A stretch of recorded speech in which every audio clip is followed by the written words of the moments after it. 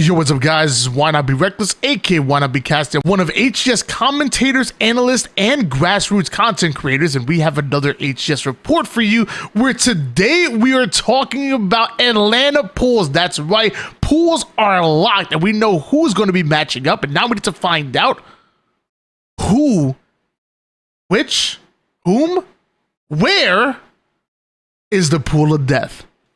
Let's talk about it.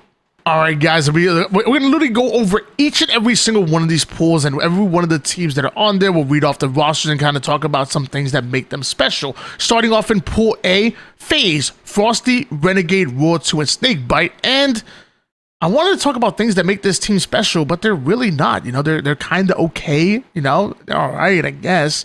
Maybe a little bit good.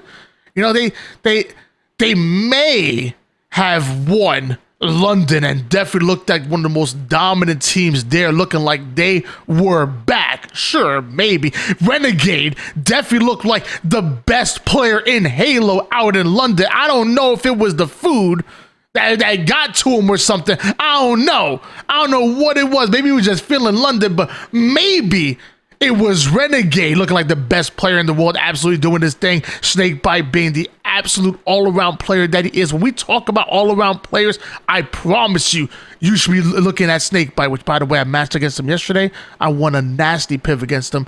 Just saying. But Raw 2, Frosty as well. This team is one of the best teams in the world. Going into this season, I had FaZe, looking as dominant as they did toward the end of season 2, and Arlington, maybe not exactly their tournament, but London really was. London was FaZe's time, and they were back. FaZe, the #1 seed going into Pool A. Meanwhile, Complexity, Breaking Shot, Huss, Rain, and Ryanu been talking about trust the process for so long, and I don't know if you guys trusted it, but there was multiple teams that were guaranteed a pool play spot. That was FaZe, Optic, Rebellion, Sentinels, Space Station, and Quadrant. Complexity had to go through the qualifier with teams like Pure and Cloud9 and some of the other favorites that were in that tournament. Complexity came out with the win and took that #1 spot out of the qualifier and got a somewhat easier pool. Yes, you're in a pool with FaZe, but you're also in a pool with a team like Bonton, which I don't want to take anything away from Bonton, Bastos, Millsy, Mose, and Sunrise. Sunrise, he kind of came out of nowhere. Was he mousing? He might be mousing keyboard. I'm not exactly sure.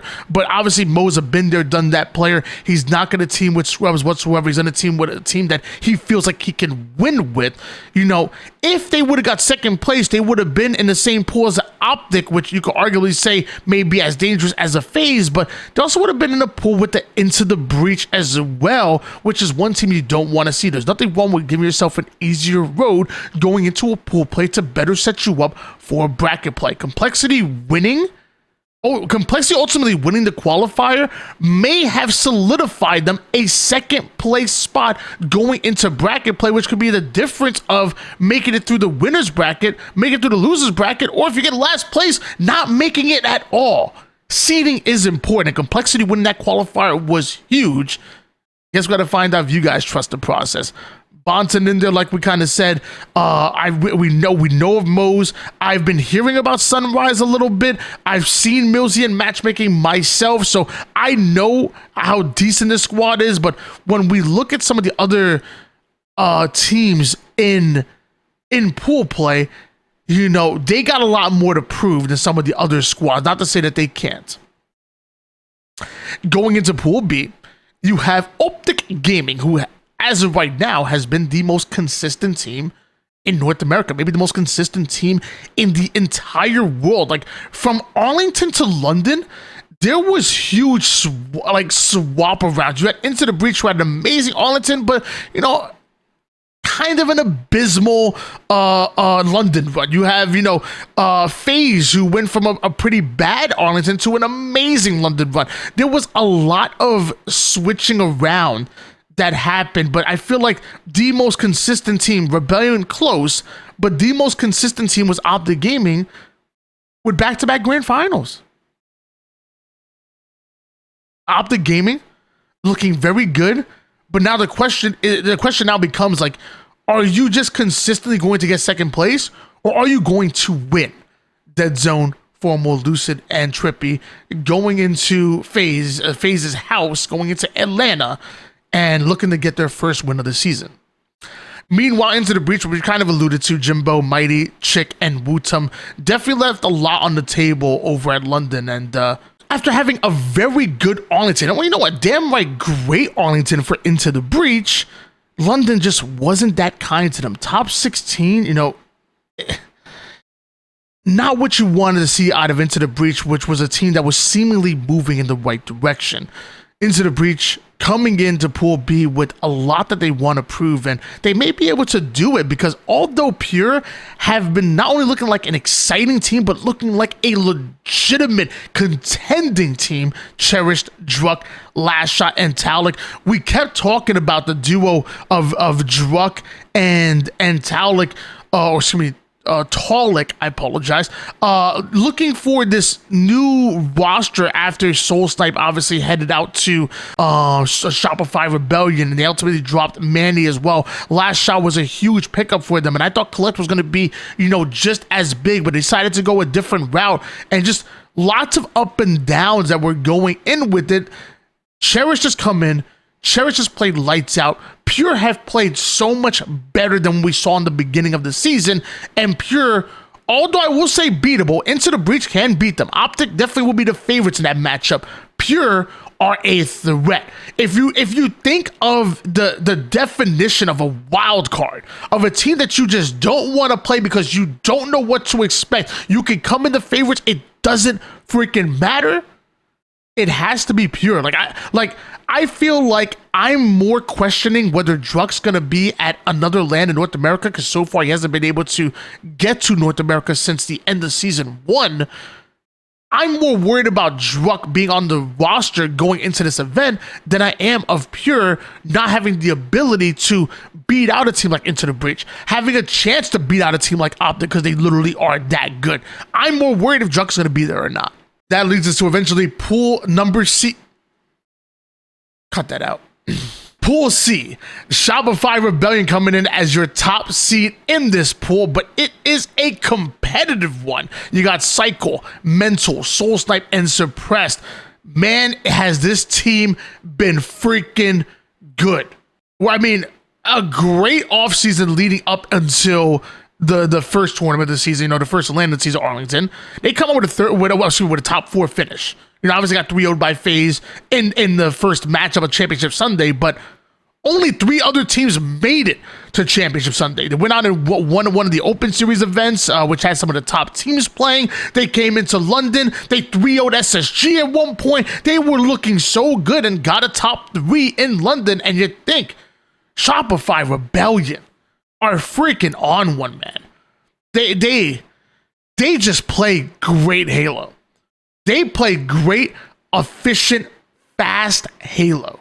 And you always know when you see Shopify Rebellion in the lobby, you know it's going to be a great series, but you're also going to know it's going to be a fun series because they know how to make the games exciting to watch. I love watching me some Shopify Rebellion. Well, on the other side of things, you got Sentinels, where Sentinels may not be the most exciting team to watch, you know? Like they have a very slow and steady wins the race, but it's a great fundamental game, and it's a winning game. Like, Sentinels will beat you by making very little mistakes, watching every angle, always helping each other out, and when it comes to winning a pivot or two, shit, they could do it.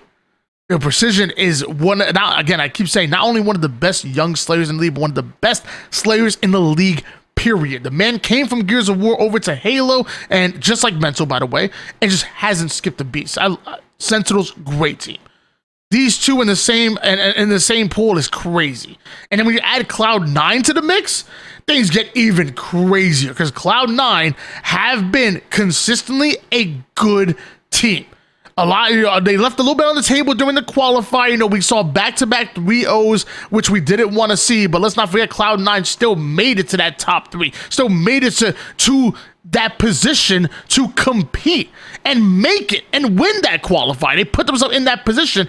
Obviously, like I said, a little bit left on the table there, but still, fantastic team. You can't deny that. And when you look at these three together, they definitely have a running for pool of death. I mean, so does every one of these squads. Really, we'll talk more about that pools later.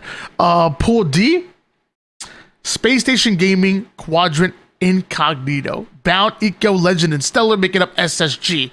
Huge win at Arlington. London, good. I can't say great. Can't say a great tournament for Space Station Gaming. I'm not considering say that, but Space Station Gaming, they look like the best team in the world at Arlington, and going into London, you know, they look like a very, very good team. And I think coming back to Atlanta will be a great test for Space Station Gaming, because now we get to see, like, can you bounce back and take back that throne that was rightfully yours? Like, you were in a great position to win back-to-back tournaments and set the tone for the rest of the season. Didn't happen. Now let's see what happens in Atlanta. Remember, what did he go say? He said, Texas belongs to Eco. We need to find out if Georgia does too. Well, you know what, Eco? Atlanta belongs to me. Coming to my house. All right, don't you be saying no stuff like that. Next up, we got to talk about Quadrant, Glory, Sika, SLG, and Snipe Drone. And let me tell you, if they bring the marching band with them to Atlanta, I have Quadrant winning the event. Because at London, that was crazy. Bro, we talking like after every single kill, the crowd's going wild. We were like apparently, like the fans were getting into the face of some of the competitors during some of the events in between games. I don't know what was up with that. After every win, the damn marching band was going crazy. Dude, bro, it was crazy, but I'm not gonna lie, bro. I loved the energy at London, man. Yo, those London fans are passionate. They are real, bro. In London, was like people ask me all the time, what was my favorite part about London? The freaking vibes of the tournament, bro. It was literally like being at a soccer game, or they call it football, at a football game, and incredible, really was. But just as incredible as that crowd was, so was the team.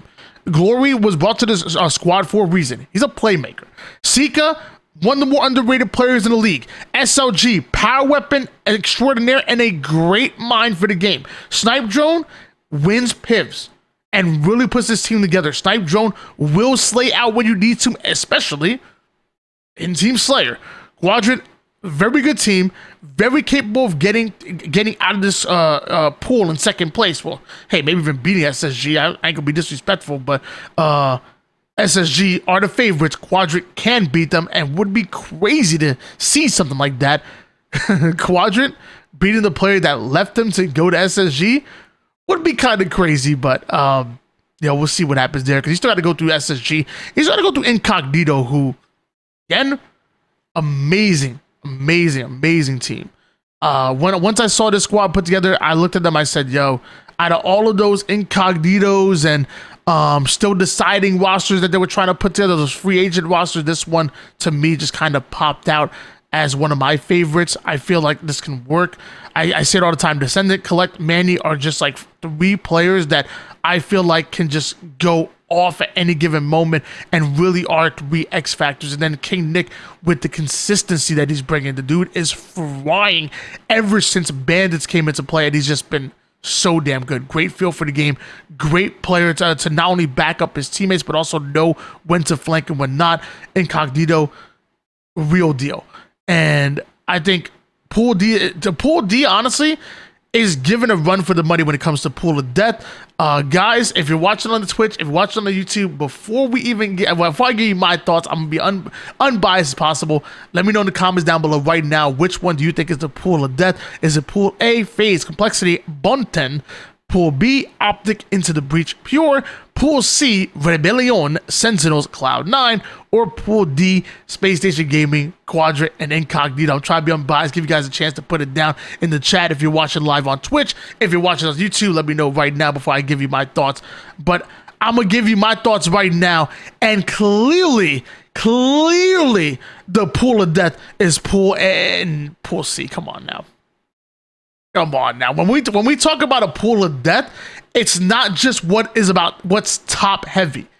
When we talk about a pool of death, we talk about, if you look at this pool, it is tough to predict the lineup. Like, if I look at every other pool, I feel very confident in saying FaZe will be first, Complex will be second, Boneton will be third. I feel confident saying that. Pool B, I feel maybe a little bit less confident in Pool A. Like, I have Optic in first, but I can see Pure coming out second place. But Into the Breach will give a run for the money. I still feel more confident in that than Pool C. Pool D, same thing. I have SSG winning. I think you have Quadrant in second, but Incognito definitely have a chance. In Pool C, I can make a great argument for any one of these teams coming out in number one spot. Honestly. Maybe Rebellion come out flat. Sentinels always play Rebellion really well. Cloud9 can beat anybody in the league. Like, anybody. Like this.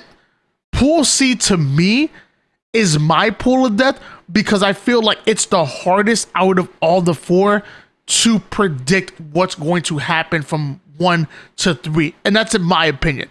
Let me know in the comments down below if you guys have a different opinion. Let me know in the Twitch chat, all that good stuff. And yeah, guys, Atlanta's right around the corner. We'll see you there. Peace.